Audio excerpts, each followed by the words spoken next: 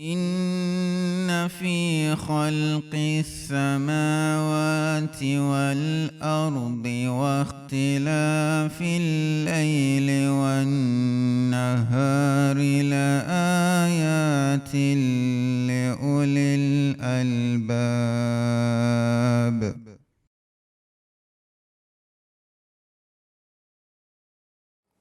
May the peace and blessings of Allah the Almighty be upon us.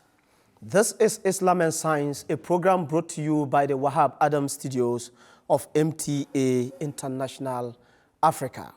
On this show, we always try to find answers to questions relating to issues where many people think Islam and science diverge. It is in the minds of many that Islam is opposed to science.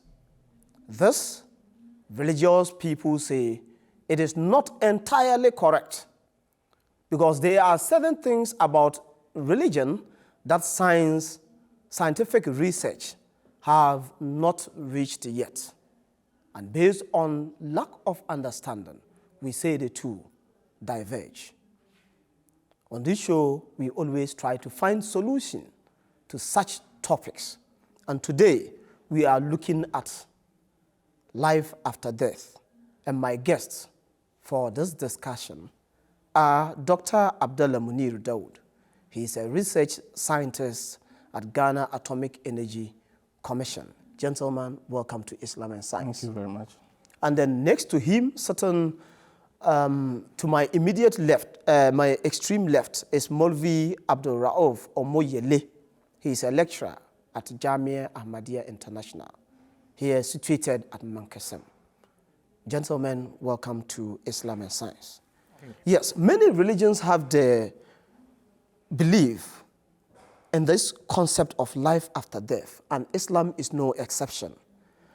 It is stated in the Holy Quran that every soul shall taste of death. Doctor, do you believe in that? Yeah, I mean, my belief based on, from science standpoint, Yes. is what I would like to submit here.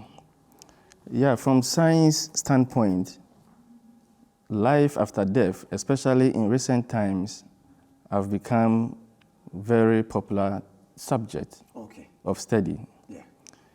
But it is important to note that life after death, or what is usually called the afterlife or the second life, as understood from science standpoint, is quite a different phenomenon or a different experience from that of the religious viewpoint. In the circles of science, there are certain situations that are faced by people and they are declared dead. For example, a person can be declared clinically dead, and maybe will still continue to be on a life support, and for some reason, sometimes, most often, miraculously, they come back to life. This situation is also described as life after death. And in recent times, there has been some studies which pertains to the study of what happens during that period when people are declared clinically dead. And experiences have been collected from thousands of people who have gone through this situation. And if you read most of these publications, you realize that they talk about their feelings or some experiences that they undergo during this period, and mostly based on fear or of what they hear around them, of maybe their closest family members or the clinicians and so on and so forth. And so, yeah, the situation of life after death from the science point is just, one coming back to life when they have been declared clinically dead. And clinically deaf does not mean absolute death. So I want to emphasize on this. I would want to know, the Quran says, every soul shall taste death. So briefly, will every soul taste death? Yeah, that is for sure, because this is certain, because we see people live and die every day. So as for the question of death, it is not arguable. So what evidence is there in the Holy Quran and the Hadith concerning this? That every soul shall taste death. It is the Quranic verse you recited. You mentioned the verse of the Quran. And as you mentioned, it's something that is very obvious. And the Quran does not require us to believe in it. It doesn't state that kullu nafsin za'iqatul maut, that every soul shall taste death, is a sign, is a thing that you need to have faith in. No. I believe it is stating it as a fact to draw attention that you die. It is not your own desire. Because man will not want to die, will want to live long. But death is a doing of somebody else that is bringing it upon. Because man will not want to, generally, man will not want to cause his death. You're not the one who brought yourself into this life, neither will you take yourself away. So when God is telling us that every soul shall taste death, drawing our attention to that reality, that fact, is only trying to tell us that it is something else, somebody else is there, and it will call you to account for what you have done. Almighty Allah says in Surah Al-Mu'minun, chapter 23 of the Quran, verse 116, أَفَحَسِبْتُمْ أَنَّمَا خَلَقْنَاكُمْ عَبَثًا وَأَنَّكُمْ إِلَيْنَا لَا تُرْجَعُونَ. Before that, it has described the creation of the heavens and the earth and every other things, and then comes to man and says that, you think that we have created you for no purpose, just created you to come and enjoy, play, wake up, drink, sleep, and do all these things, and that you will not return to us? Says, no, it is not so. فَتَعَالَى اللَّهُ الْمَلْكُ الْحَقِّ. Glory be to Allah, the exalted, that is the true Lord. So it's only drawing our attention that you will still return back to me. And when he's saying that you will come back to me, meaning that you will go to meet him, you will have to give account of how you have spent your life. He says he has not created you for play, for just no reason. So meaning that when it's not for, when it isn't for just vain purpose, I mean there's a purpose. And after you've spent your life here in this earth, you'll go back to give account of how you've spent your life. Okay, so after the soul is dead, every living being must die. So after death, what happens next? What will happen next? The reality of that world, I would say, the Quran says that no soul knows about it. Nobody is aware of it fully.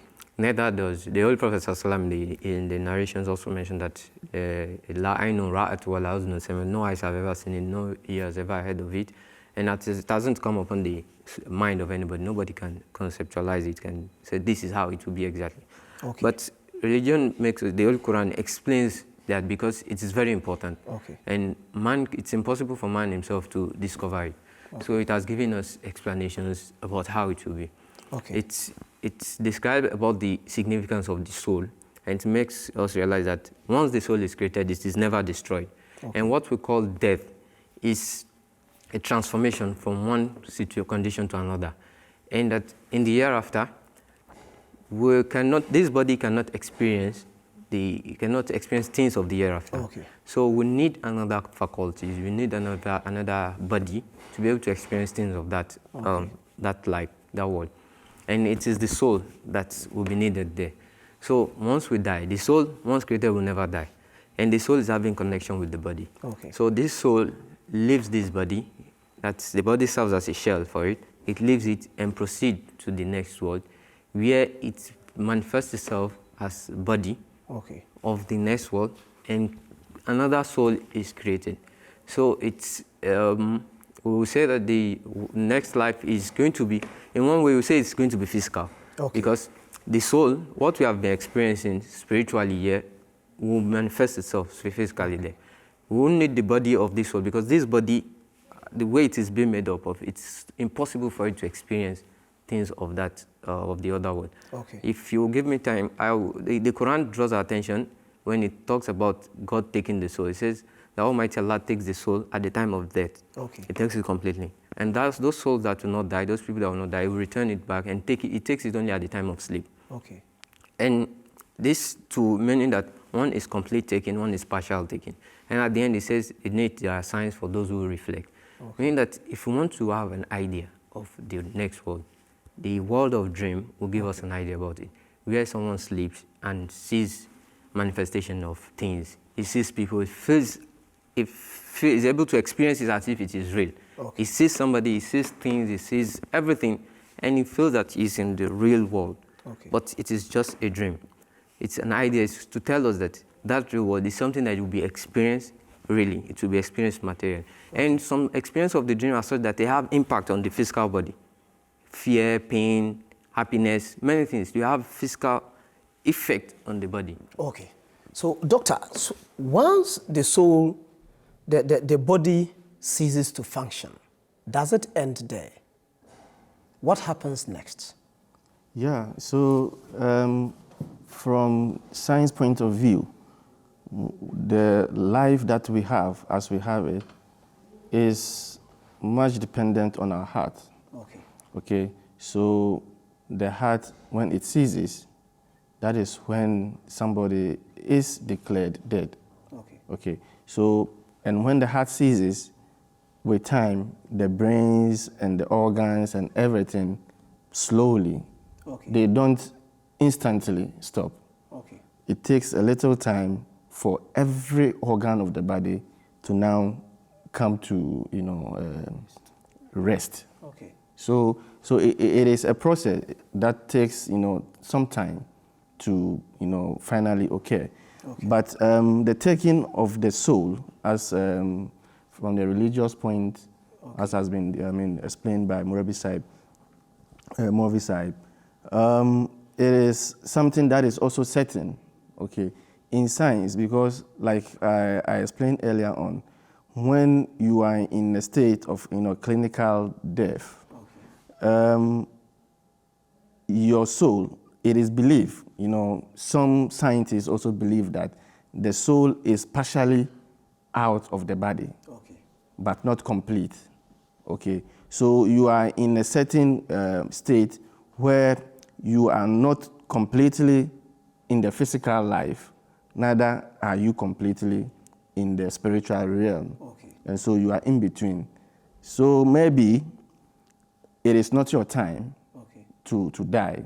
Maybe from a scientific point of view, perhaps the organs and everything, are beginning to heal, okay, are beginning to come to normalcy. Okay. And so when everything becomes normal, then the life, comes back, okay, and then things begin to function the way they're supposed to be. Yeah, so the spiritual realm, there maybe you can concentrate on the soul, okay? But in the physical realm, together, the soul together with, the body and its, organs and all that are required for full life to be in operation. Okay, so now you do agree that when the body ceases to function, the soul leaves the body. Where does the soul go?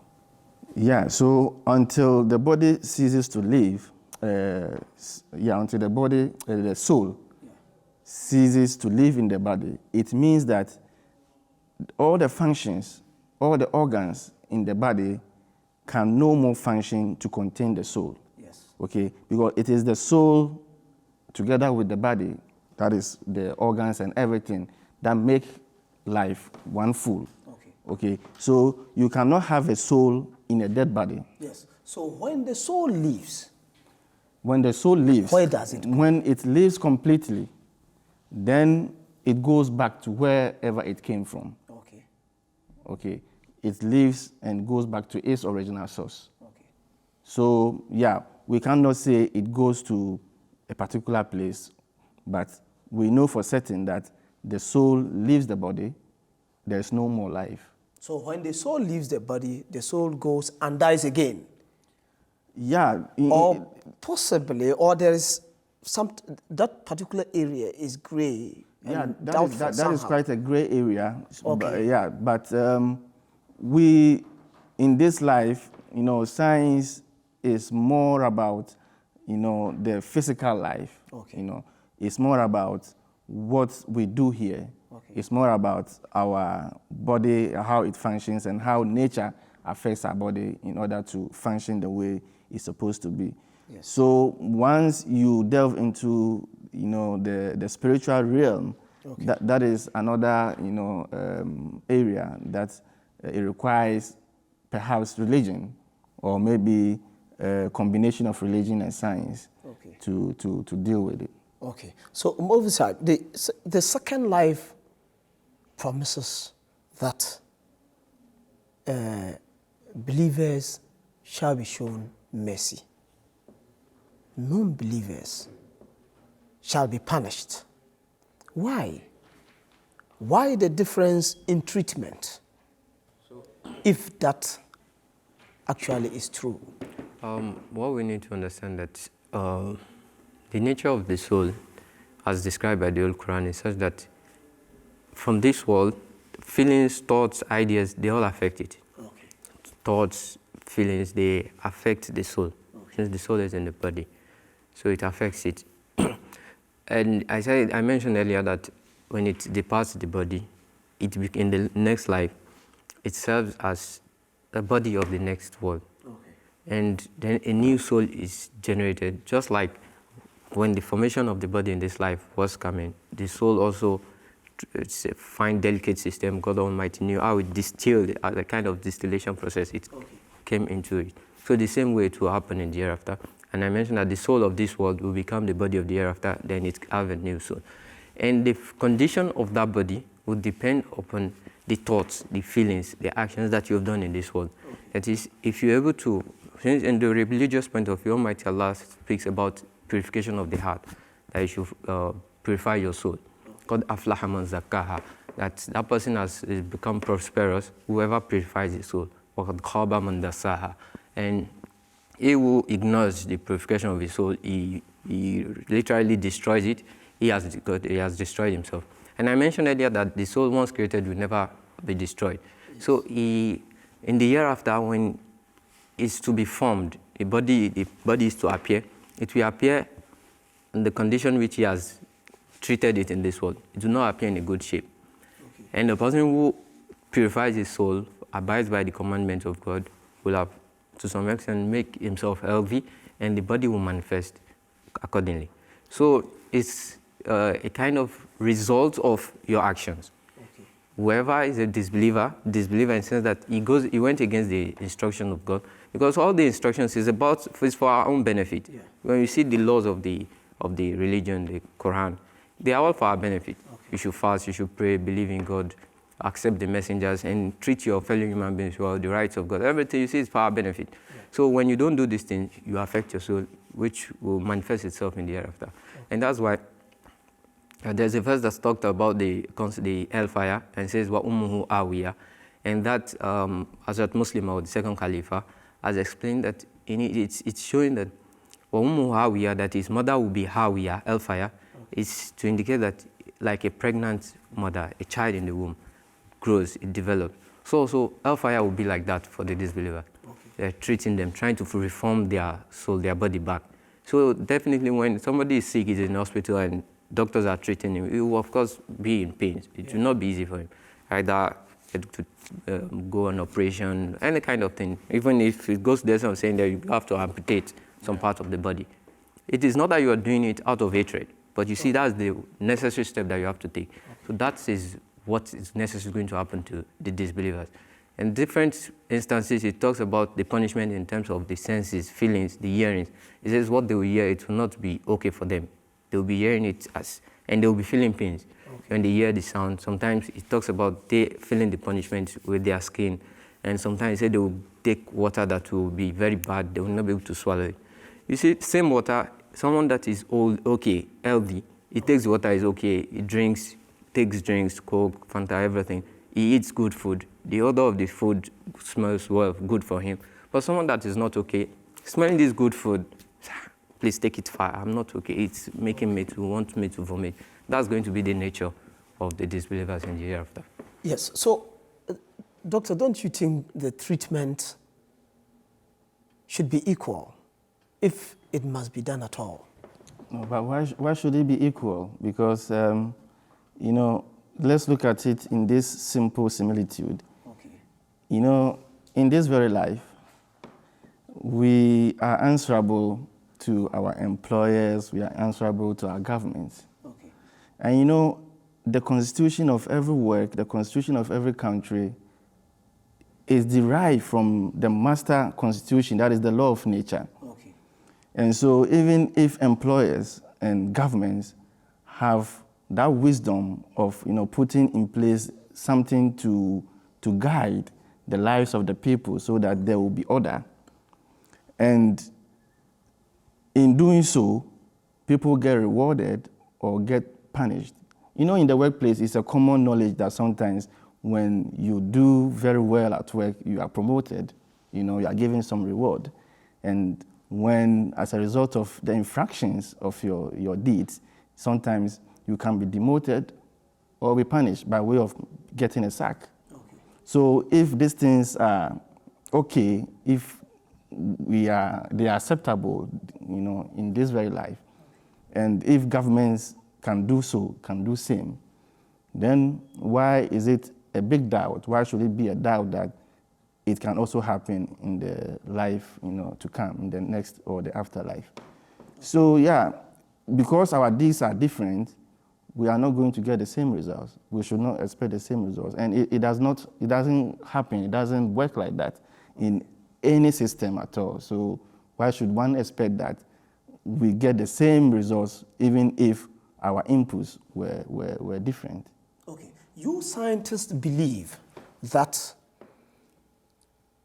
usually we have two kinds of souls or beings, the positive and the negative.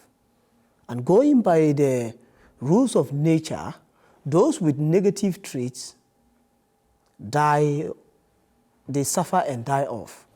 And those with positive ones are healthy and they live on. So now, going by that, can we say that after death, when the soul rises and goes into the space or wherever, some of them will die again and others will live on? I think the analogy is not very right. In the scheme of things, we may have positive and negative entities within the same system. For instance, within one person, you can have positiveness and negativeness, okay? A positive entity and a negative entity. But these things are put in place to keep a balance, you know, in place. It is so also in nature and in everything else. But it is not that maybe one is negative and for that matter, the negative is going to suffer some consequences. No, the negative needs the positive in order for, you know, the fullness of the operation to take place. For instance, we have electrons, we have protons, you know, we have neutrons in every atom, okay? In any entity, I mean, be it an atom. I'm coming from the atomic energy, so let me use the atom as the example. When you take every atom, you have the neutrons, we have the electrons, we have the protons. These things have charges. The protons are positive and the electrons are negative. So but all together are needed in the atom for the atom to be in a balance, okay? And each of them also have their usefulness. Okay. The electrons, for instance, are used in anything that is electrostatic, that is electronic, okay? Whereas the protons are mainly into the nuclear system, okay, you know, the atomic system, whereby we use them for energy production, for, I mean, many other things within the nuclear system. And so, yeah, you may have positives and negatives, but they exist within the same entity, playing different roles to keep that system in a balance and in fullness of operation. Okay. But within a particular body, whether protons or electrons, whether positively or negatively charged, will result in something. Once the positives are more than the negatives, then the result is different from that other body with more negatives than positives. Yeah, so like I said, so it depends on how you look at it or from which point of view you are looking at it. Okay. But for instance, if you take a person, you have two thoughts. Every person has two thoughts. You have a negative thought, you have a positive thought, okay? So your negative thought, most often than not, tries to, subvert the positive thoughts. Okay. That is how it is. But when you stand, your guard, you can also use the positive thought to, maintain or to subvert the negative thought. But it also depends on one's strength and weakness. If your weakness, you have so much weakness in you, then that is the state or the condition where your negative becomes, more dominant on your positive, and you end up, exhibiting the negatives. So it depends on the choice of the individual and the standing of that individual, whether that individual is strong enough to, keep these things in balance or not. Okay. So, your last word, Movi Sahib. I would like to mention about the reward of the hereafter. Okay. God Almighty has put in place the issue of forgiveness, seeking for forgiveness. We call it istighfar, for man to be able to improve. Those who think that they have committed a lot of errors, sins religiously, they can seek for forgiveness from Almighty Allah. In that, even those who think that they are okay, they need to continue this. It's to seek strength. Sometimes istighfar will mean to cover and also mean to seek power, strength from God. And in the hereafter, God is the master. He can decide to just forgive someone who has committed error out of his mightiness. He's not restricted, limited to a particular law that he has to follow. He does it as he will. So he can forgive and he can punish anybody. So, but one thing, we should not lose hope. We should not lose hope. We should not despair of his mercy. Continue to humble ourselves before him. He's all forgiving. Okay. Doctor? Yeah, my last words are that we have to be very mindful of everything that we do. Everything that we do has its consequence, and we shouldn't take things for granted. We should think deeply into things before we eventually put them into action, so that in the end, we will not harm ourselves as a result of our own deeds. So, yeah, we should be focused. We should maintain order and be good citizens always. Okay. This is all that time will allow us for on the show, Islam and Science. I have been discussing this topic, life after death, with Dr. Abdullah Munir Dawood, who is a research scientist at Ghana Atomic Energy Commission, and Molvi Abdul Rauf Omoyele. He is a lecturer at Jamia Ahmadiyya International. Yeah, I think there is an agreement here that when the soul, that when a body dies, the soul leaves the body. As to where the soul goes, science cannot tell. But religion, specifically Islam, believes that when the soul leaves the body, it goes to account.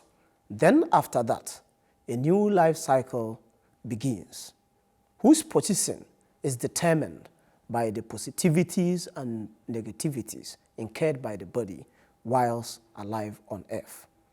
The show remains Islam and Science. Join us same day, same time next week for another discussion. I am Hafiz Din Akram, your host. May the peace and blessings of Allah the Almighty be upon us.